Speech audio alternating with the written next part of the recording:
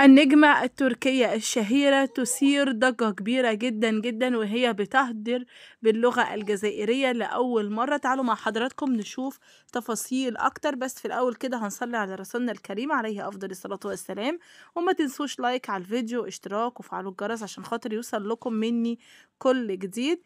بنتكلم عن النجمة التركية الجميلة وزيارتها للجزائر، واتعلمت ازاي ان هي تهدر باللغة الجزائرية، واتعلمت حاجات كتير جدا جدا باللهجة الجزائرية، وان هي كانت مبسوطة جدا جدا وهي بتحكي جزائري، والكلام الجزائري اللي هي اتعلمته قالت ان هو كتير مهضوم جدا جدا جدا، وان هي بتعشق الجزائر وبتعشق العادات التقليدية الجزائرية وكمان اللباس التقليدي الجزائري. وقالت ان هي اتعلمت حاجات كتير جدا جدا من أهل الجزائر، وقالت إن هي حققت حلم من أحلامها لما ارتدت الشاوي، لأن هو أعجبها كتير جدا جدا، وبتعرف إن هو مهم جدا بالنسبة للنساء، وإن هو كان فستانا كان فستان حلمها.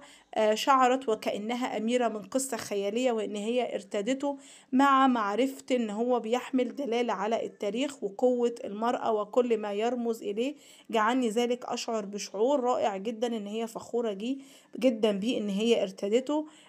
ربنا يا رب يحفظ أهل الجزائر وشعبها. ولحد كده بيكون انتهى الفيديو مع حضراتكم، ومع السلامة.